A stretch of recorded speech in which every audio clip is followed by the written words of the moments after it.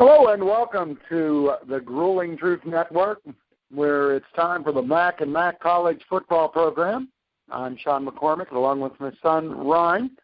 We're going to be looking at this week's games, talking about some big things happening all weekend long in college football. Ryne, back after a week off. You survived your flu, right, Ryne? I did. I'm back and ready to talk some more college football. Okay. I guess we're going to start off. I got to mention, I was really impressed last week. You know, we did our payday special there a few weeks ago about the FCS schools that go into the big houses and make a lot of money, get $500,000 or so just for being bludgeoned to death by the big schools. I'm not sure whether that's what Iowa thought they were going to do last week, but the Hawkeyes upset by North Dakota State, big upset. You know, what do you do if you're North Dakota State? Because that's now 6 FBS schools in a row that the Bison have won. Are they going to pick up a payday game of any note in the future? Well, and obviously I think it's a staple of their coaching staff and their program and doing things the right way and getting their kids prepared to go into big environments. And you know, they're always up for the challenge and up for the test. And last week they showed it by beating the Iowa Hawkeyes. I mean, that's not an easy place to win at Hawkeye Stadium. No, and I think anytime you're getting a FBS school versus an FCS school, I don't think there's any place that's easy to win. It's all about preparation and getting your guys to actually believe that they have a chance. And I think that's the big thing when you get those games and you get the big underdogs going into a big stadium like Iowa. They go in there, they don't have a chance to win, and they end up pulling it out. And whether it's Iowa overlooking or whether it's North Dakota State just coming in with a good game plan and playing on momentum. Well, and you look at North Dakota State and just look at the performance by their past quarterback in the NFL this past week against Chicago. Carson Wentz did a fabulous job. They didn't even expect him to start in the NFL, and he comes in. He's pretty sharp. He's already being compared to a rookie Ben Roethlisberger. I don't know whether that's going to come about, but as far as him being honed in the college atmosphere, it seems like North Dakota State knows what they're doing. Well, and I think it just goes to show that the coaching staff there knows how to mentally challenge and get their players prepared to play in those big time games. Okay, now let's look at this week. We'll start in the SEC. Number 19 Florida at 14th ranked Tennessee. What is it? How many games in a row have the Gators actually won? It's been 11 games in a row. So they have won at Rocky Top. They have won at Rocky Top. It's either been 5 or 6 times now. Now, you think this year the Gators are going to make Neyland Stadium Rocky Topless once again? No, I don't at all. I look for Tennessee to come out. They struggled week 1 with Appalachian State, bounced back with a big win against Virginia Tech, 45-24. That game actually being played at Bristol Speedway in front of about 150,000 fans, and I'm sure Butch Jones got his crew jacked up for that one. They had a poor showing last week against Ohio University, and I do like them to bounce back this week and start a new streak at 1 for Tennessee. Well, they are favored by 8 points. The Volunteers are at home. Here's the rub, too. Florida's quarterback, Luke Del Rio, he's out at least 2 to 3, maybe even 4 games. He had a sprained MCL, a late low hit versus North Texas last week. Now comes in graduate transfer Austin Appleby. Played some games with the Purdue Boilermakers. You think, with coming from the Big Ten, I don't think it's going to be a big deal, but with Purdue being Purdue, did they play in front of the 108,000 plus that you're going to see at Neyland Stadium? Well, I mean, he's played big games in the Big House, and going to Neyland's a whole different environment, as you know, from previous shows, I'm a little SEC biased, and I don't think there's any conference like the SEC. And I look for Tennessee to really put on a show and really put some pressure on the not young quarterback, but the less experienced quarterback. Now, Butch Jones even came out. He said he's worried about a Florida defense, even though it's North Texas, holding them to 53 yards. That just isn't done in any form of college football usually. Also, Jones, he's got starting cornerback Cameron Sutton, broken ankle. The big thing about Sutton, he not only is playing defense, but he's also a kick and punt returner. So they're going to have to be worried about the special teams a little bit in this game. Well, and I think that's, ultimately what it's going to come down to. The games that Tennessee has struggled in this year has been a breakdown on special teams or a breakdown on the defensive end, and they've got to uphold that if they want to compete with a very, very good Florida Gators team.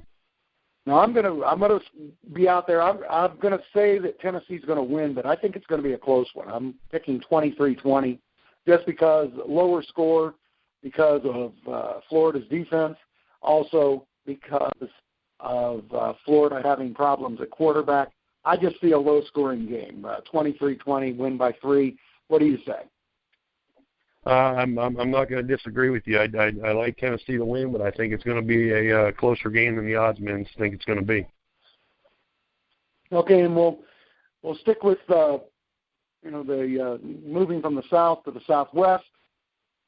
We have number 17 Arkansas, at number 10 Texas A&M. The real question that a lot of college football fans are asking, are the Razorbacks for real? Well, and I think their defense has showed it the past few weeks. Defense is pretty stout. However, they're facing a pretty good offense in Texas A&M this week, so I think it'll be their first real challenge of the year. I mean, depending where you look, A&M favorite by anywhere between 5 and 6 points. Now, the thing about Arkansas, yeah, they did have the big road upset of TCU, but the other wins are Texas State and Louisiana Tech. Brett Bielema gets his crew together and gets it going. Is this a tougher assignment than those first 3 weeks? Yeah, and I look for I actually like Arkansas in the upset this week. Like I said, they have a pretty good defense, and Texas A&M likes to put up a lot of points. But it seems like in these kind of games, the defense overrides the high-powered offenses. You can't forget the Aggie defense either. I did a little looking up, and just 2 years ago, Texas A&M ranked 102nd overall in defense. Now, 2 years later, not so bad. They have 30 tackles for loss so far this year on defense. Also, 13 of those came against Auburn. Now, Auburn is not a running slouch at all when it comes to football and putting the ball on the ground. That said, you got to look at the other side for Arkansas. The Hogs for the Hogs, so to speak. O-line, I think the O-line of Arkansas is going to make or break this game. You've got a chance for long, time-consuming Arkansas offensive drives. If that happens, it could be a good night to A&M quarterback Trevor Knight. If you can't have the ball, you can't score. Yeah, that's just a known fact. I mean, in high-powered offenses like Texas A&M that like to throw the ball and put up the points, you sometimes see offensive coordinators, especially at the college level, they get impatient with what the defense is giving them and try to go over the top. I think big-time plays in the secondary is going to be the difference for the Razorbacks. Yeah, I think the Razorbacks, I think that offensive line, if they control the game, and I think it's going to be one of those wear and tear type situations. I'm looking close game. But I think by the fourth quarter, Arkansas's offensive line takes over, and they just start pounding the rock down the field. And I can't see them losing this one either, Ron. I'm going to go with 41-31 Razorbacks upset. I'm a little more cautious. I got a 31-24 going to Arkansas. Okay, now, as far as number 12 Georgia. We're back into the SEC. Number 12 Georgia at number 23 Ole Miss. Man, can Ole Miss finish a game? I mean, they've lost, and then number 2 Florida State, and of course last week's debacle against Alabama. Both of those after leads. And the one thing the caveat that I've got to put out there, Florida State getting spanked by Louisville last week. You've got to wonder just how good is Ole Miss.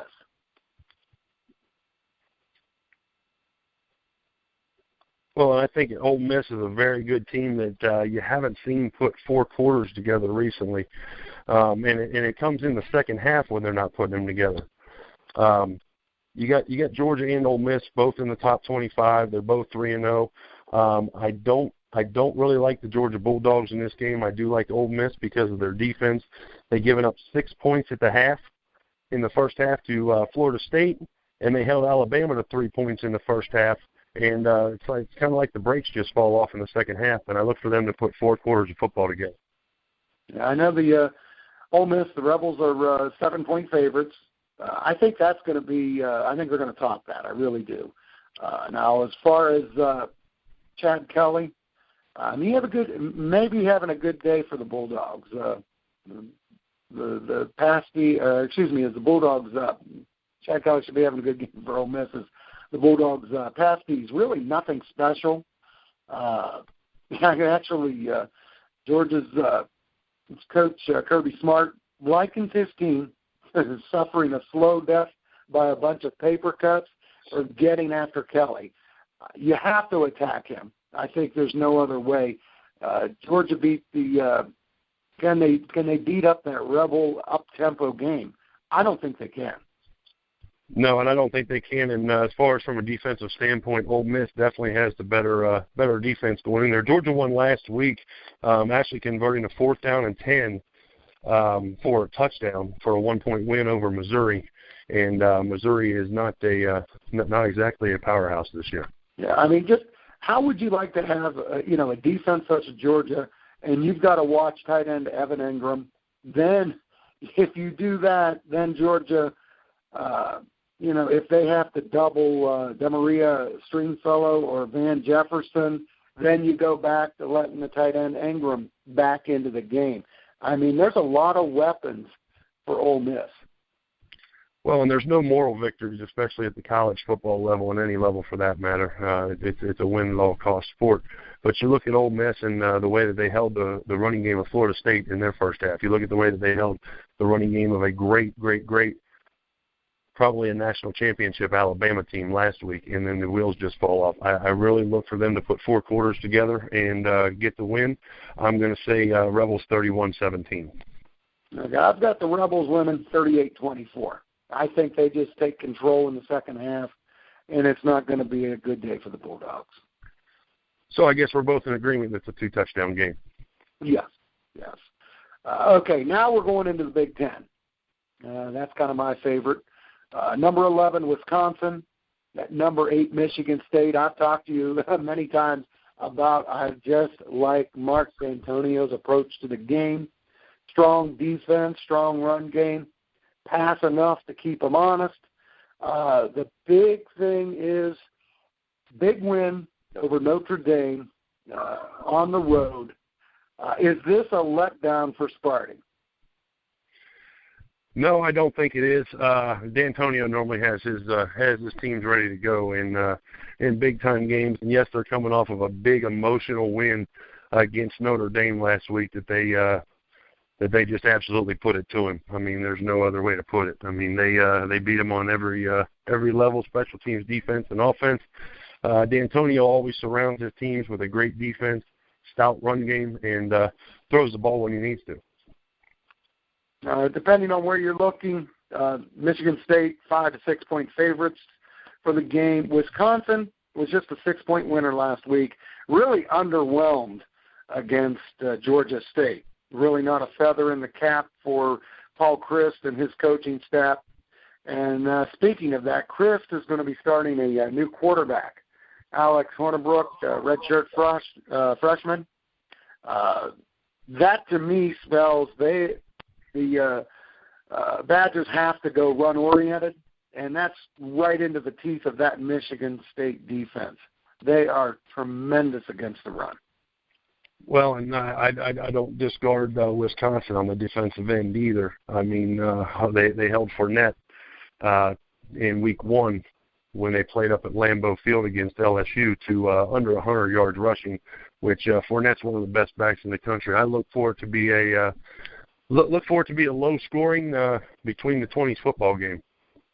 Yeah, the one thing I do want to just kind of put out there, will Corey Clement, will he play? I don't know. They're saying he's at the possibility, questionable ankle injury. Now, Taiwan Deal and Broderick Shaw are also questionable. So, Wisconsin is just they're beat up a little bit. The Badgers. I can't see them taking Michigan State. I see it as a 10-point victory for Michigan State, 20-10. I'm going to say 31-20, and I think it's going to be more of a some late scores. I think you're going to see a lot of running the ball, a lot of good defenses, and this is a typical game where special teams could be the make or breaker.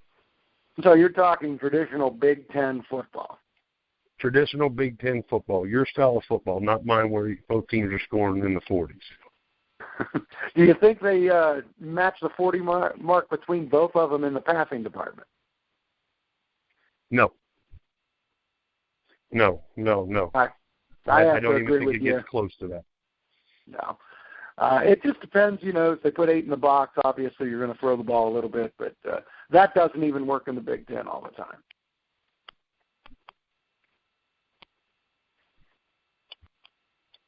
Okay, we're going to wrap this up, Ryne. Thank you for another pleasant evening and show. It's always a pleasure. And we'll be back next week. It is Mac&Mac's college football program right here on the Grueling Truth Network. Thank you.